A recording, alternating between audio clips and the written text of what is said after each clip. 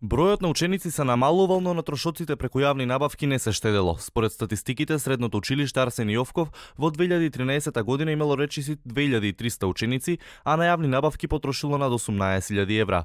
Со текот на годините се намалувал бројот на ученици, а опаѓале и трошоците за комунални услуги, но не и сумите потрошени на јавни набавки. Па така во 2016 година овој износ достигнал дури 150.000 евра. Стотици илјади евра биле потрошени и лани, а како што веќе објави телевизија 24, само во втората половина на 2017 година директорката Лековска исплатила речиси 187.000 евра.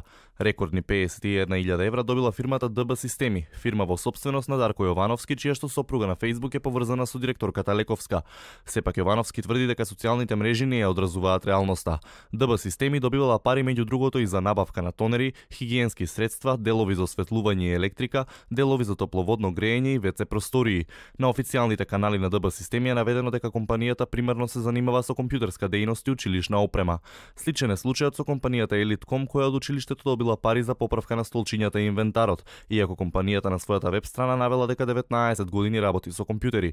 Сепак за училиштето набавувала и фудбалски топки, карти по историја, географија, душеци и опрема за спорт, а лани добила 47.300 евра.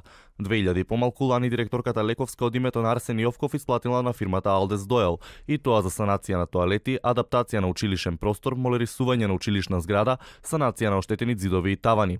Оваа фирма е во сопственост на Љупчо Костадиновски, кој предава во една скопска гимназија, а неговата сопруга Драгица Костадиновска е директорка на ГУЦ Здравко Цветковски. Таа пак на социјалните мрежи најчесто може да се забележи во друштво на директорката Лековска, од која Костадиновски добил пари за поправки во училиштето.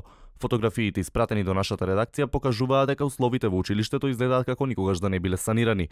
Директорката на Арсен Јовков цела недела не одговара на нашите повици и пораки по електронски пат, а нема ниту одговор на нашето официјално барање за влез и снимање. Извори на телевизија 24 посочуваат дека училиштето деновиве е под силен инспекцијски надзор, а градоначалникот Шилегов вчера најави евентуална промена на раководната позиција доколку се утврдат незаконски постапки.